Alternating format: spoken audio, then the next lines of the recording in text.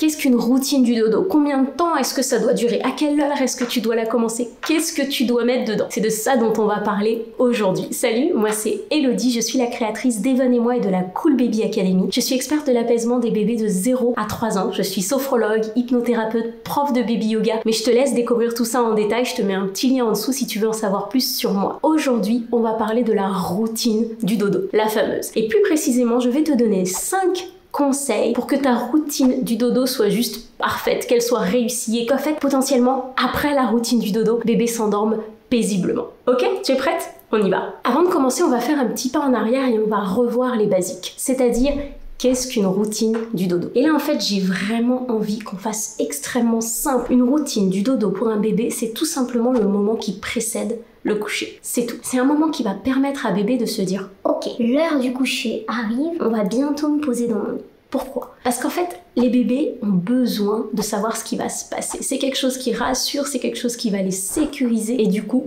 c'est quelque chose qui va faciliter l'endormissement autonome ou pas. Autre chose, si tu as vraiment envie de visualiser pourquoi est-ce qu'ils ont tant besoin d'une routine du dodo, c'est qu'on va prendre notre exemple de nous adultes. On est clairement maître de notre soirée et du moment où on va se coucher, d'accord? Et même si on n'a pas une routine fixe, on sait à peu près à quel moment on va se coucher, d'accord? C'est à peu près planifié dans notre tête. Donc imagine si demain t'as quelqu'un en plein milieu d'un film que tu es en train de regarder qui arrive et qui dit « Allez, on éteint la télé au dodo ». Tu vois ce que je veux dire? Donc l'idée c'est vraiment ça, c'est de venir dire à bébé, en fait, bientôt on va éteindre la télé. Bon, il n'y a pas de télé, mais t'as compris, ok? On va lui dire, bientôt, on va aller dormir. Avec telle ou telle activité qu'on va faire, tu vas pouvoir te préparer à l'idée d'aller au lit. On n'a pas ce côté, allez, on lève du tapis d'éveil et ça y est, au lit. Ok? Donc ça y est. Maintenant qu'on a vu les basiques et on sait ce que c'est qu'une routine du dodo, on va rentrer dans les conseils. Le premier conseil que je veux te donner vraiment, c'est que cette routine du dodo, elle doit absolument commencer avant que bébé soit fatigué, avant qu'il ne montre ses premiers signes de fatigue. Et si là tu te dis, oui, mais Elodie, moi, mon bébé, il se couche déjà super tôt, à 18h30. Eh ben, il n'y a pas de problème. On va peut-être commencer la routine du dodo à 17h45, il n'y a pas de souci. Mais cette routine, en fait, si bébé est fatigué, elle sera agréable pour personne. Ni pour lui, ni pour toi. Du coup, il n'y aura pas forcément d'intérêt à cette routine, d'accord? Parce que bébé sera trop fatigué pour en profiter et du coup, il aura encore plus de mal à s'endormir. Pas de panique. Si tu es sorti,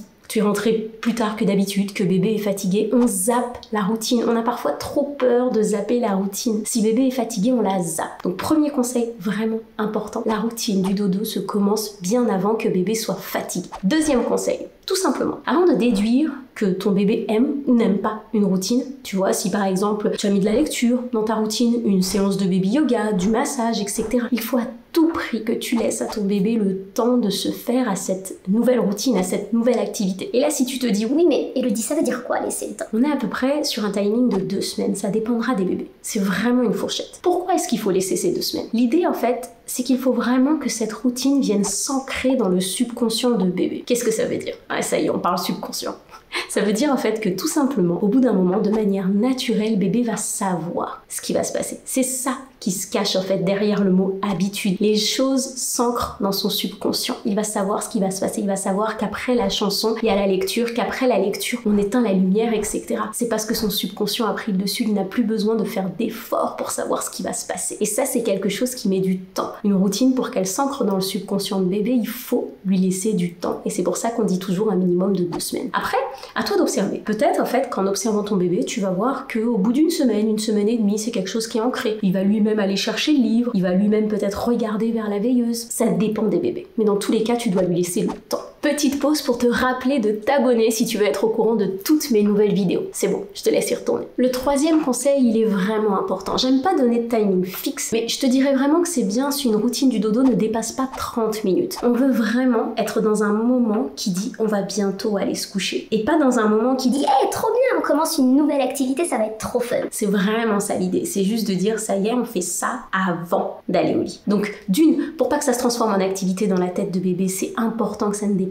pas 30 minutes. Et de 2, le risque, c'est que si on dépasse les 30 minutes, souvent en fait, bébé va commencer à être beaucoup trop fatigué. On a tendance souvent à allonger la routine parce qu'on a l'impression qu'en fait bébé est pas fatigué et on se dit le coucher va être compliqué. Mais non, justement le risque c'est vraiment plutôt l'inverse. Et du coup, vraiment l'endormissement va être beaucoup plus long si bébé est extrêmement fatigué. Le quatrième conseil, c'est tout simplement qu'en fait, tu te rappelles quand je t'ai parlé de la définition d'une routine, je t'ai dit que la routine c'est un moment qui précède le dodo. Mais il y a aussi quelque chose d'extrêmement important, c'est qu'une routine, pour que ce soit une routine, il faut qu'elle reste la même. Quand tu regardes toutes ces influenceuses qui font par exemple leur routine beauté du matin, c'est toujours les mêmes produits qu'elles mettent le matin. Tu vois, une routine, ça doit rester la même. Et là, tu gardes en tête ce que je te disais juste avant. C'est que tu te dis, ok, tu as dit qu'il faut lui laisser le temps. Donc oui, si tu vois que ton bébé, tu ne sais pas s'il aime le baby yoga dans la routine, eh bien tu vas lui laisser 2 semaines parce que tu as besoin que cette routine reste la même, que la séquence reste la même pour que ça puisse s'ancrer dans le subconscient de bébé, pour que ce soit plus facile pour lui d'anticiper. C'est vraiment important que cette séquence reste la même. On va vraiment essayer de maintenir les choses tant qu'on peut en fait. Mais si tu sens clairement, attention, qu'il y a quelque chose qui passe pas, que bébé n'a pas du tout envie de lire le soir, tu changes avant les 2 semaines, d'accord? Il n'y a pas de problème. Mais on va vraiment essayer de faire en sorte que la routine soit identique et que la séquence reste la même. Par exemple, chanson, lecture, massage et dodo.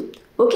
Enfin, mon 5e conseil, et il vient un petit peu tempérer mon 4e conseil, c'est que dans une routine, c'est très important d'avoir des éléments fixes et des éléments évolutifs. Je m'explique. Des éléments fixes, par exemple, ça va être justement une chanson. J'adore prendre l'exemple d'une chanson. Cette chanson que tu chantes potentiellement à ton bébé depuis la naissance et qui clairement est ancrée dans son subconscient et que dès qu'il l'entend, il sait que c'est le moment de s'apaiser, il sait que c'est le moment de la sieste, ou il sait qu'en fait c'est le moment de se coucher pour la nuit. Ça, c'est un élément fixe. À côté, tu vas avoir des éléments évolutifs. Évolutifs pour 2 raisons. La première, c'est tout simplement par rapport à l'âge de ton bébé. Une routine du dodo, c'est clairement pas la même pour un bébé qui va avoir 3 mois que pour un bébé qui va avoir 24 mois. Et c'est là, en fait, qu'on va venir ajouter des éléments. Justement, soit des éléments qui vont venir s'ajouter. Pour un bébé de 3 mois, disons qu'une routine, ça va juste être une chanson. Et on va venir ajouter un élément évolutif, une lecture, par exemple, quand bébé aura 6 mois. Donc un élément évolutif pour une routine du dodo, c'est soit un élément qui vient s'ajouter parce que bébé grandit, soit un élément qui vient remplacer un ancien élément parce que bébé grandit ou parce que la période de bébé a changé. La période, c'est tout simplement qu'est-ce qui fascine ton bébé en ce moment. Si par exemple, c'est le développement moteur, on va venir ajouter à la fin de la routine du dodo un parcours moteur parce qu'on sent que bébé en ce moment a besoin de vider ses batteries avant de se coucher. Il a besoin d'explorer, il a besoin de regarder ses nouveaux pouvoirs magiques parce que ça y est, il sait faire du 4 pattes. Du coup, on va venir ajouter cet élément. Donc l'élément fixe, il va vraiment permettre à bébé de se dire ok, il y a certaines choses qui ont changé, mais ma chanson, elle est toujours là, tout va bien, je suis en sécurité. Cet élément fixe, il va notamment te servir lors de tes voyages, notamment. Tu pars en week-end, en vacances, ou si vous êtes dehors et que tu n'as pas pu amener l'huile de massage, ton tapis de baby yoga, etc.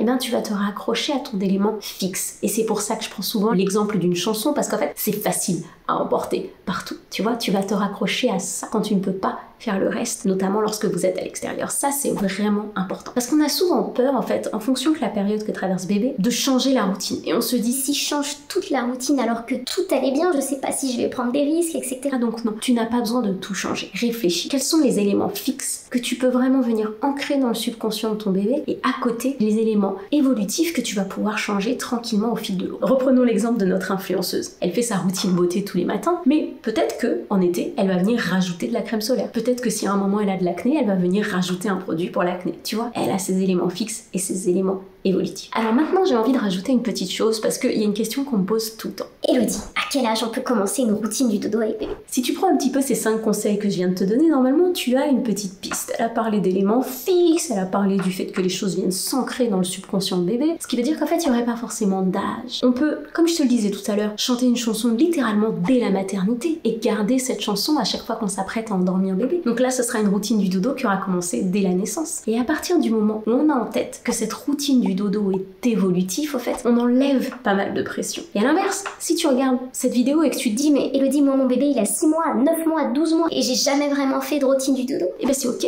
tu peux commencer, surtout si tu sens que bébé a besoin de quelque chose avant de coucher. Donc on récapitule. Mes 5 conseils, on commence avant que bébé soit fatigué. Et si bébé est fatigué, c'est pas grave, on zappe. On essaye de ne pas dépasser 30 minutes, d'accord? Sinon bébé va être trop fatigué ou ça va se transformer en activité. On essaye de garder la même routine tous les soir. On laisse à bébé minimum 2 semaines pour nous montrer s'il aime ou pas la routine. Et enfin, on réfléchit aux éléments fixes de notre routine et aux éléments évolutifs qui vont changer en fonction de l'âge de bébé et en fonction de la période qu'il traverse. Bon, je pense que j'ai fait le tour. Surtout, n'hésite pas à me dire si tu as des questions en commentaire sur la routine du dodo de ton bébé, si tu n'arrives pas à savoir si ça lui plaît, si tu n'arrives pas à savoir si tu la commences au bon moment, je serais ravie de te répondre. Je te laisse ici et je te dis à bientôt pour une prochaine vidéo.